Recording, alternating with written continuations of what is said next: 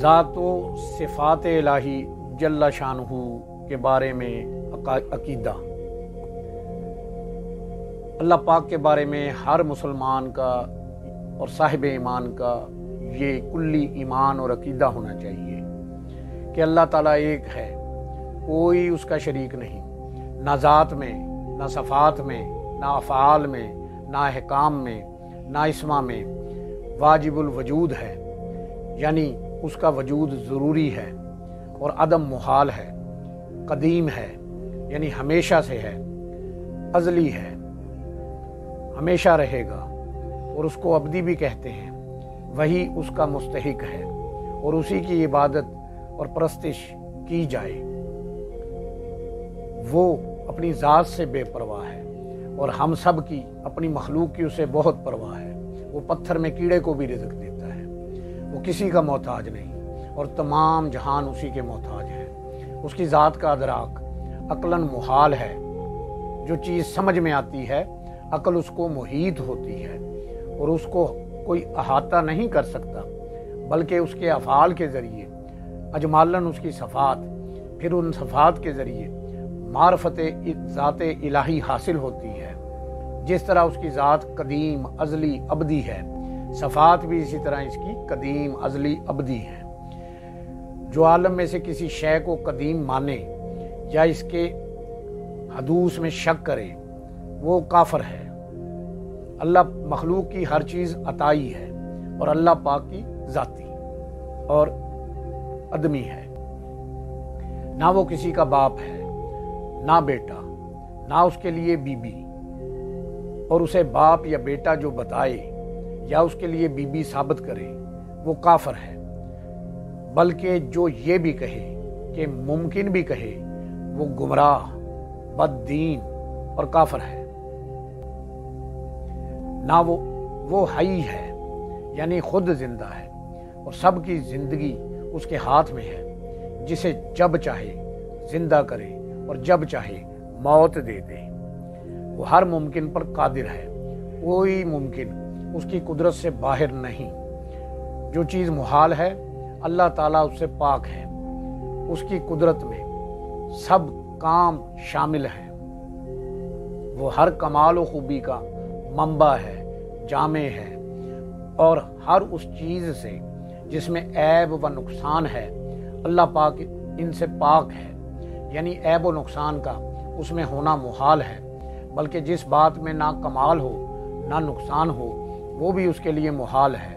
مثلا جھوٹ، دغا، خیانت، ظلم، جہل، بے حیائی وغیرہ کے عیوب اس پر قطعاً محال ہیں، اور یہ کہنا کہ اللہ جھوٹ پر قدرت رکھتا ہے، نعوذ باللہ من ذالک، وہ خود جھوٹ بول سکتا ہے۔ محال کو ممکن ٹھہرانا اور خدا کو نعوذ باللہ من ذالک عیبی بتانا خدا سے انکار کرنا ہے، اور یہ سمجھنا کہ محالات پر قادر نہ ہوگا تو قدرت ناقص ہو جائے گی۔ اس لیے ہمیں اپنا عقیدہ صحیح رکھنا چاہیے۔ حیات قدرت، سننا، دیکھنا، کلام، علم، ارادہ اس کی صفات ذاتیہ ہیں، مگر کان، آنکھ، زبان اس کا سننا، دیکھنا، کلام کرنا نہیں، کہ یہ سب اجسام ہیں، اور اللہ پاک اجسام سے پاک ہے، وہ جسم و جسمانیات سے پاک ہے۔ وہ ہر پست سے پست آواز کو سنتا ہے، ہر باریک سے باریک خوردبین سے بھی محسوس نہ ہو اس کو دیکھتا ہے، بلکہ اس کا دیکھنا اور اس کا سننا انہی چیزوں پر منحصر نہیں۔ وہ ہر موجود کو دیکھتا ہے، ہر موجود کو سنتا ہے، اس کا کلام آواز سے پاک ہے۔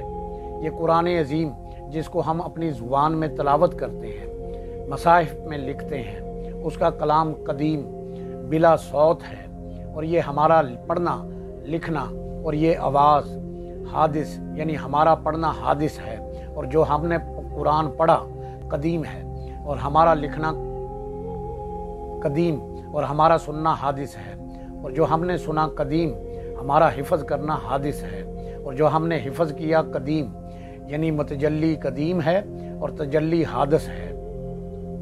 اس کا علم ہر شے کو محیط یعنی جزیات، کلیات، موجودات، معدومات، ممکنات، محالات سب کو ازل میں جانتا ہے اور ابد تک جانتا ہے اور ابد تک جانے گا۔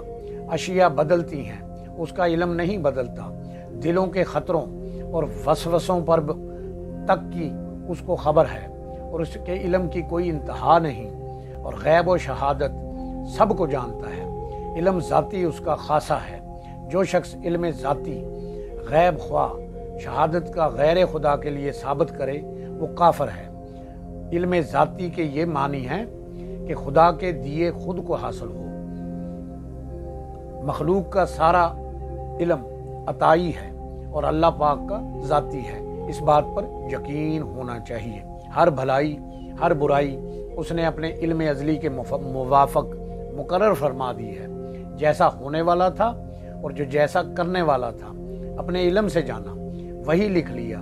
تو یہ نہیں کہ جیسا اس نے لکھ دیا ویسا ہم کو کرنا پڑتا ہے، بلکہ جیسا ہم کرنے والے تھے ویسا اللہ پاک نے اپنے علم سے لکھ دیا۔ تقدیر کے انکار کرنے والوں کو نبی کریم صلی اللہ علیہ وسلم نے اس امت کو مجوس بتایا ہے۔ اللہ تعالیٰ جہت و مکان، زمان و حرکت اور سکون و شکل و صورت اور جمی حوادث سے پاک ہے۔ دنیا کی زندگی میں اللہ تعالیٰ کا دیدار نبی کریم صلی اللہ علیہ وآلہ وسلم کے لیے خاص ہے، اور آخرت میں اللہ پاک ہر مومن مسلمان کے لیے اس کو ممکن کر دے گا۔ وہ جو چاہے جیسا چاہے کرے، کسی کو اس پر قابو نہیں اور نہ کوئی اس کے ارادے سے اسے باز رکھنے والا ہے۔ اس کو نہ اونگ آتی ہے نہ نیند، تمام جہان پر نگاہ رکھنے والا ہے۔ وہ نہ تھکے نہ کتائے، تمام عالم کا پالنے والا ہے اور ماں باپ سے بھی زیادہ مہربان، حلم والا۔ اس کی رحمت ٹوٹے ہوئے دلوں کا سہارا ہے، اس کے لیے بڑائی اور عظمت ہے۔ ماں کے پیٹ میں جیسی چاہے اپنی بندے کی صورت بنانے والا ہے، گناہوں کو بخشنے والا ہے، توبہ کو قبول کرنے والا ہے، اپنے بندے کی فریاد بڑی غور سے سننے والا ہے، قہر و غضب فرمانے والا ہے۔ وہ رحیم و کریم ہے، اس کی پکڑ نہایت سخت ہے، لیکن اس کی رحمت ہر وقت اس کے جلال کو، اس کے غضب کو ڈھانپے رکھتی ہے۔ اس کی پکڑ نہایت سخت ہے، جس سے اس کے چھڑانے کی کوئی چھوٹ نہیں سکتا۔ وہ چاہے تو چھوٹی چیز کو وسیع کر دے اور وسیع کو چھوٹا کر دے اور وسیع کو سمیٹ دے، جس کو چاہے بلند کر دے، جس کو چاہے پست کر دے، ذلیل کو عزت والا کر دے اور عزت والے کو ذلیل کر دے، جس کو چاہے راہ راست پر لے آئے اور جس کو چاہے سیدھی راہ سے الگ کر دے، جسے چاہے اپنا نزدیک بنا لے اور جسے چاہے اپنے سے دور کر کے مردود کر دے۔ جسے جو چاہے وہ دیتا ہے، وہ عطا کرتا ہے، جس کو جو چاہے وہ دے اور جو چاہے وہ چھین لے۔ وہ جو کچھ کرتا ہے یا کرے گا عدل و انصاف ہے، ظلم سے پاک و صاف ہے، نہایت بلند و بالا، وہ سب کو محیط ہے، اس کا کوئی احاطہ نہیں کر سکتا۔ نفع و نقصان اسی کے ہاتھ میں ہے، وہ مظلوم کی فریاد کو پہنچتا ہے اور ظالم سے بدلہ لیتا ہے۔ اس کی مشیت اور ارادہ کے بغیر کچھ نہیں ہو سکتا، مگر اچھے پر خوش ہوتا ہے اور برے سے ناراض ہوتا ہے۔ اس کی رحمت ہے کہ ایسے کام کا حکم نہیں فرماتا جو اپنے بندے کی طاقت سے باہر ہے۔ اللہ عز و جل پر ثواب و عذاب یا بندے کے ساتھ لطف یا اس کے ساتھ وہ کرنا جو اس کے حق میں بہتر ہو، اس پر کچھ واجب نہیں۔ جو چاہے کرے اور جو چاہے حکم دے۔ ہاں، اس نے اپنے کرم سے وعدہ فرما لیا ہے کہ اپنے نیک بندوں کو جنت میں داخل فرمائے گا، اور کفار کو جو اس کے حکم عدولی کرتے ہیں اور اس کی عبادت سے انکار کرتے ہیں اور اس کو اپنا رب کریم یا شرک کرتے ہیں، وہ جہنم میں داخل کرے گا، اور اس کے وعدہ اور وعید بدلتے نہیں۔ اس نے وعدہ فرما لیا ہے کہ کفر کے شرک کے سوا ہر چھوٹے بڑے گناہ کو جسے چاہے معاف فرما دے گا۔ اس کے ہر فعل میں کثیر حکمتیں ہیں، خواہ ہم کو معلوم ہوں یا نہ ہوں، اور اس کے فعل کے لیے غرض نہیں کہ غرض اس فائدہ کو کہتے ہیں جو فاعل کی طرف رجوع کرے، نہ اس کے فعل کے لیے غائط ہے کہ غائط کا حاصل بھی وہی غرض ہے، اور نہ اس کے فعل علت و سبب کے محتاج ہیں، وہ مسبب الاسباب ہے۔ اس نے اپنی حکمت کے مطابق عالم اسباب میں اسباب سے رتب فرما دیا ہے۔ آنکھ دیکھتی ہے، کان سنتا ہے، آگ جلاتی ہے، پانی پیاس بجھاتا ہے اور آگ کو بجھاتا ہے۔ وہ چاہے تو آنکھ سنے، کان دیکھے، پانی جلائے، آگ پیاس بجھائے، نہ چاہے تو لاکھ آنکھ بھی نہ دیکھ سکے۔ کس قہر کی آگ تھی جس میں حضرت ابراہیم علیہ السلام کو کافروں نے ڈالا، کوئی پاس نہ جا سکتا تھا۔